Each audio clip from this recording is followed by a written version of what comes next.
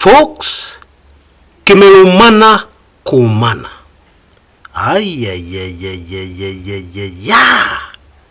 Now what has been unfolding in our country over the last handful of days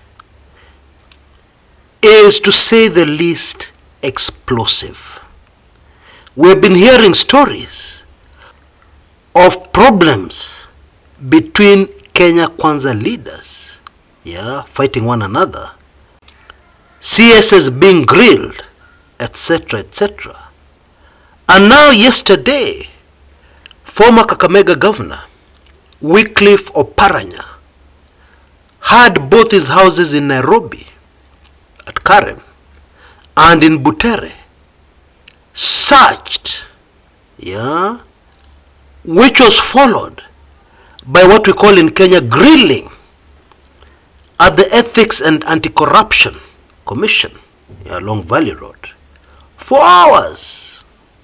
And now the latest is that this morning, as other leaders from Kakamega, the region where Oparanya comes from, tried to see him, including Azimio leaders, they were barred from seeing Oparanya.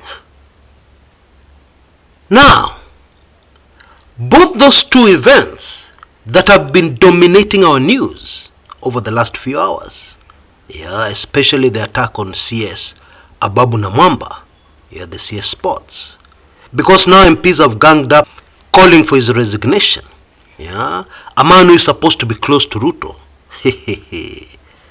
Those two items, that one and Oparanya, are both the same thing unfolding.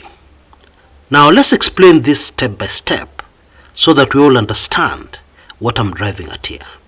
Now in the Moi days, we used to have those cabinet ministers and politicians who were closer to Moi than others. Now this faction, which was very close to Moi, never lost an opportunity to harass the others.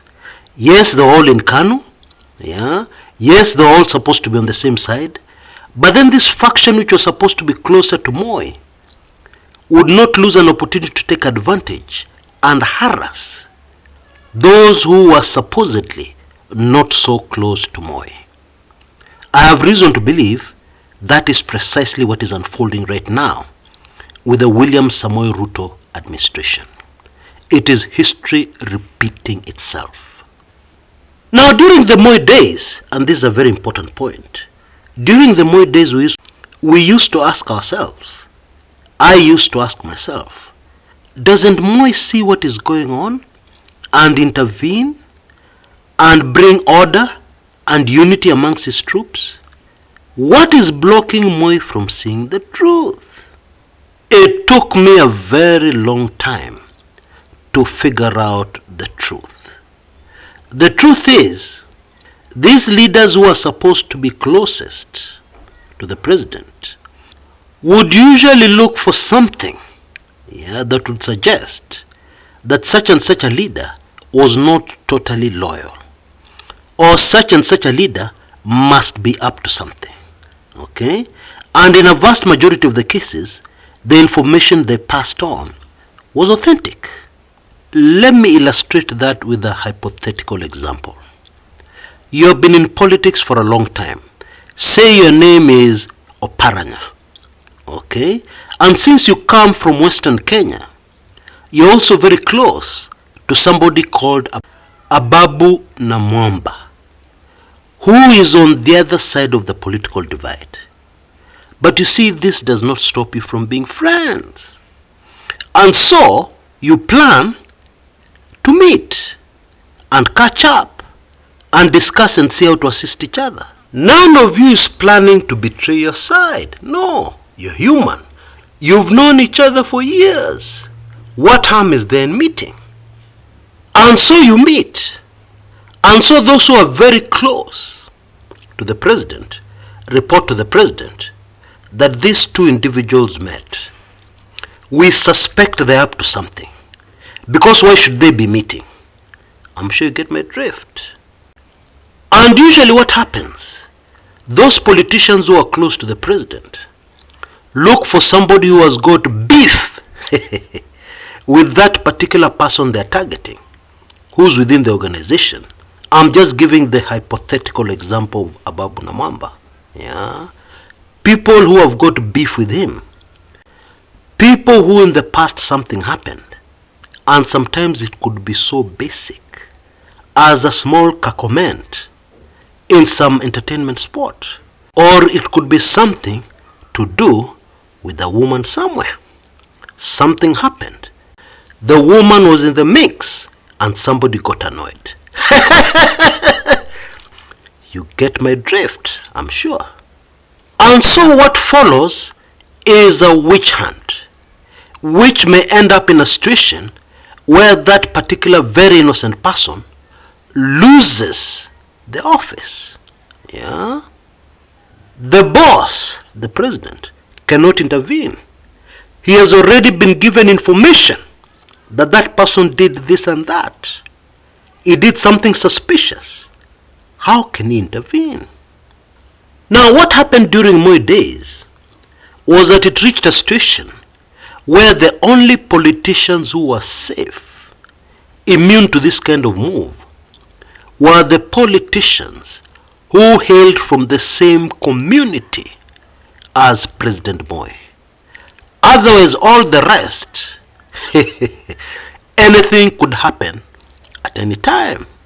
And this is the reason why many of these cabinet ministers who did not hail from the same tribe as Moi, if they had a lunch function somewhere, for instance, they had somebody employed full time to monitor the 1 o'clock news. Why? So that they saved themselves the embarrassment. What embarrassment? The embarrassment of going into a lunch as a cabinet minister, complete with your official car, and then when you come out, you're stranded. Driver gone. Official car gone. Why? Because the 1 o'clock news announced that you have been dropped from the cabinet. You see why history is so important in political analysis? Because the good book tells us there is nothing new under the sun. History keeps on repeating itself again and again. Now, in that example I've just given you, the person on the other side also, the person who met with the Moi cabinet minister, will also need to be dealt with. That's how it used to go during the Moi days. Now, apart from that, Bwana Wycliffe Oparanya, His Excellency, immediate former governor of Kakamega County, is a very crafty politician. And there are few things which are starting to catch up with him. And those things have nothing to do with corruption. If I can take your mind back, and if you're the sort of person who's very alert, very sensitive to what is happening in Kenya, you will remember that there was a time there were very heavy rumors. I believe it was in the year 2021, if I'm not wrong. There were very strong rumors that Wycliffe Oparanya was about to cross over to the Ruto side. Okay, this was before the elections. You know, there's a saying, palipo na moshi hapakosi moto. Where there's smoke, there must be fire somewhere. And many people forgot about this story because Oparanya stayed put. Indeed, is the deputy party leader of the Orange Democratic Movement, Raila Odinga's ODM. Yeah? He stayed put where he was. He did not cross over to Ruto and UDA. Now some insiders are making some claims that are shocking. They are saying that actually it is true. Wycliffe Oparanya met with Ruto. They had a lengthy meeting and Oparanya promised to cross over to the other side. They had an agreement. It was a done deal. Okay? Now what I suspect happened is that Oparanya went through his sums again. He did his calculations again and decided that he was not going to cross over. And of course, meanwhile, the other side must have been eagerly awaiting for him to arrive so that they make that big announcement. Maybe they'd even already crafted the press release announcing the defection of Oparanya. But then at the last minute, akawaruka. He decided that he will not honor the agreement that had been made. Now in politics, that is very normal.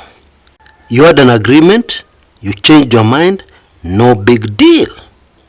However, there are some people whose character is such that ukiwaruka hawatasahau. You have to pay for it. You have to pay for wasting their time and causing their hearts to be excited for nothing. Huwezi enda bure hivyo. You must pay. I have reason to believe that this is what is currently unfolding on poor Oparanya. Okay? But you see, the timing could not have been so bad as it is now. It is completely the wrong timing. Because next week, there is a scheduled visit to Western Kenya by President Ruto. Yeah? To drum up support for UDA, to look for grassroots support, or to look for a way of launching grassroots support. You know, there are some people who are saying that this harassment of Oparanya may be a way to force him to make a deal before the president's visit next week. There are those people who are saying that. Yeah, but they have no evidence. I have not seen any inkling of evidence from them to believe that what they're saying is true. However, I have to confess it rings true. Remember, in politics, the deal does not have to be announced. It can be chini ya maji. Because it is interesting that during the visits of President Ruto to Western, the one area that has consistently given him a problem is Kakamega. It was in Kakamega that he was booed. It was in Kakamega that the voters asked Ruto hard questions. Yeah? And the president's handlers interpreted that as disrespect. Yeah? As Kakamega rebelling against him. As Kakamega being incited against Ruto. And indeed there was an attempt to arrest some politicians from the area, like Ososi. Yeah? And they were accused of inciting the people to behave badly, not to welcome the president to Kakamega, something like that. And so it is quite possible that this is a situation where the handlers of the president are trying to ensure that this time round, when Ruto arrives in Kakamega, things will go much more smoothly than the last time. People receive him warmly. That could be the whole idea. However, if that is the idea, it has backfired big time. You know, it is amazing how so many of these UDA clever plans seem to go wrong, backfire, boomerang back, so that the UDA party ends up in a worse situation than before. Now what has happened is that leaders from Western Kenya, and especially leaders from Kakamega, have rallied behind Oparanya. And today they wanted to see him. Yeah? And they were refused permission to see Oparanya, which angered them even more. In other words, what is happening now is that the Oparanya arrest seems to be incitement of the people of Kakamega against the government. At least that's how it turned out.